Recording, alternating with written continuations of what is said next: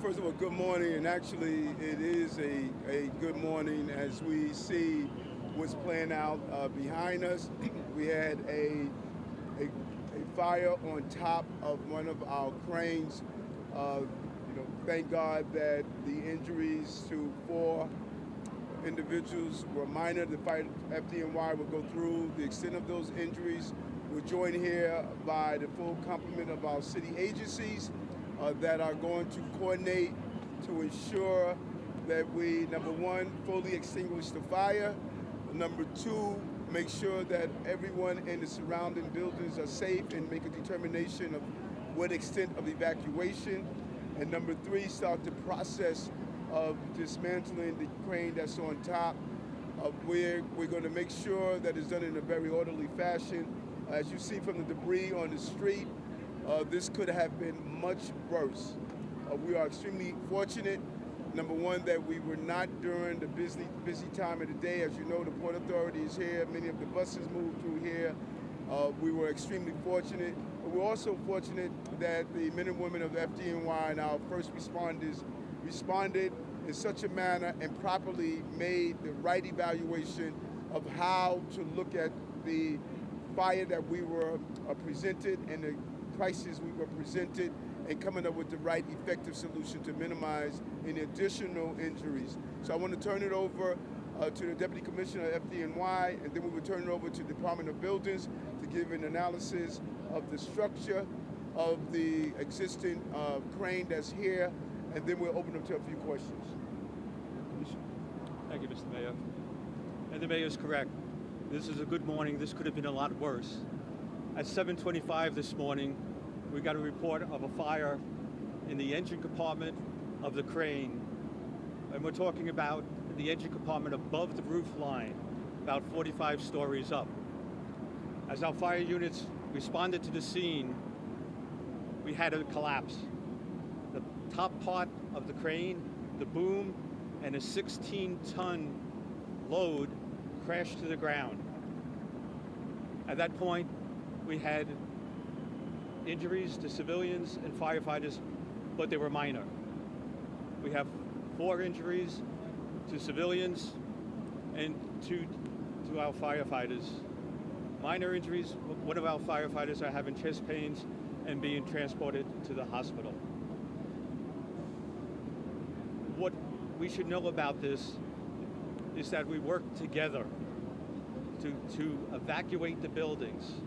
Our firefighters were in the surrounding buildings, evacuated the buildings, and also stretched hose lines to the top floors.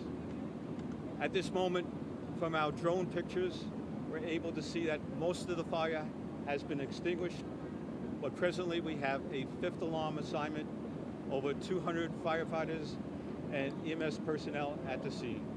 But let me turn it over to the Department of Buildings for their assessment. Thank you. Thank you, Chief.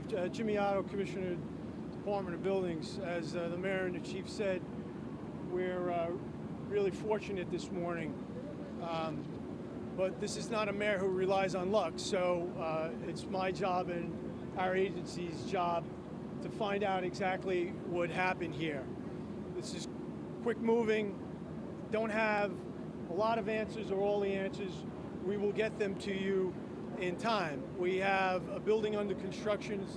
It's intended to be a 54-story mixed-use building. The general contractor is Monadnock Construction. All permits for the building, for the crane operation were pulled, operating per those permits. There was a prior unrelated incident early at the site with this contractor. When they do an excavation, they hit a Con Ed vault, but there are no other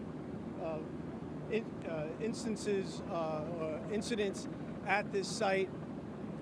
There are lots of people who are part of the crane operation. There's an engineer that writes up the plans. There's essentially a general contractor. There's the user. We will be looking at all of those folks. And what we intend to do, similar to post the Ann Street garage situation, we are putting in place a contract so that we will have an independent assessment as well. So the folks who were involved in the crane operation, the general contractor of the project, we're looking at all, as I'm sure you will be, we're looking at all of their histories to see what those stories are. Okay, any questions? Yeah, Mr. Mayor. Hold on, we're gonna take questions one at a time. Yeah. Mr. Mayor, was somebody operating this cab and what ignited the cab? Continue on.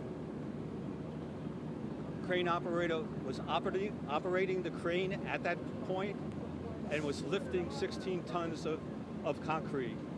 And that crane operator saw that the fire started and tried to extinguish it. So we give a lot of credit to the crane operator, but the fire overwhelmed that operator and had to exit the crane. And he was able to get out? Was he safe? I mean, The crane operator was able to get out and is safe. how did he try to extinguish it? We're extinguishing it with hose lines. We stretched How did he? with hand extinguishers. Building commissioner, talk about the crane kind of hitting the Yeah. 555 Yeah, the second building. So our DOB structural engineers were en route before we started. They're probably here. We will look at the structural integrity of the building that was hit. We'll look at the structural integrity, obviously, of the building that was worked on. We have a specific cranes and derricks unit. All of the DOB personnel is here or en route, and when they have a chance to assess it, we will have more answers for you. This is a crane from, it looks like it's a crane from Loma, a second crane collapse from Loma, the first one in 2008, deadly, another crane collapse from the same operator. Well, again, as I said earlier, there is the engineer. We have who the engineer is. That's Steve Valhado Engineering. You have the crane user, which is Cross Country, and the crane owner, which is New York City Crane and Equipment. And again, give us some time. We will be looking at all of the parties, their records, and we will get you more information, more specifics, as quickly as possible. How did that engine ignite? Like, what happened? How was that possible? Part of the review to determine exactly what happened. Once we get up there, once we're able to look at it and do an analysis, we can find out exactly what's happened. It's all preliminary. My basic question, what was the building where it happened and which was the building it hit? The address? We have the address, Jimmy? I'm sorry. Of the Not the address. building where it happened, the building that it hit. So tell us the addresses. Sorry, I know It's basic. 550 10th Avenue, and I believe 555 10th Avenue is the building that was hit. Can you tell us, were there any construction workers inside the building? Were they working at the time? Was anybody injured? Did they all have to evacuate? How were they doing? You know if any The injuries were all minor to 4 civilians, which included some of the workers. So they were very fortunate. So none inside, none of the construction workers inside the building. As we know, as of now, from they were on the outside when the debris fell. The fire chiefs about the Talk about operation. the arm. Y'all see this Yeah. guy here? Commissioner, can you talk about the arm that fell off? Like, what happened there? How did it disengage from the cab and what did it hit? So I'd like you to picture what was taking place. The crane operates above the roof line. And on that above roof line, there's a beam that goes out. And that's carrying the weight of concrete and that weight of 16 tons is attached by a cable. And as the fire heats the cable weakens to a point where it loses its strength, and that's where the collapse occurred. Can you tell us about the getting water on it with lava alarms? What was the difficulty there? The difficulty when you have a fire so high up is to be able to supply water to the building, stretch hose lines from inside the building and across the street. And that takes manpower or firefighters, but it's also that we're able to search the surrounding buildings and evacuate it. And that's why it's a fifth alarm. And so attached to the boom, matter of fact,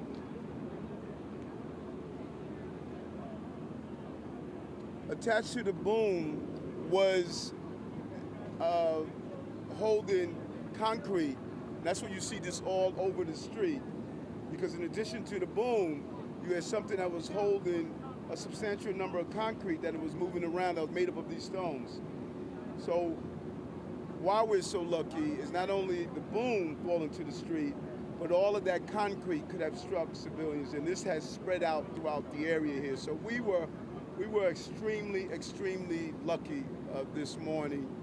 But getting this right, as the commissioner stated, is not about luck. It's about making sure that people who are above our skyline are doing it correctly, and all it appears as though at this time all the documentations were in order. So Mayor, just one quick question. All the injuries were people on the ground, the firefighters and the 4 civilians. They were all on the street. That's what it appears now. And what were they injured by? Was it the debris or? We'll find out. The rest of the investigation will determine that. Thanks, folks. All right. Thank you.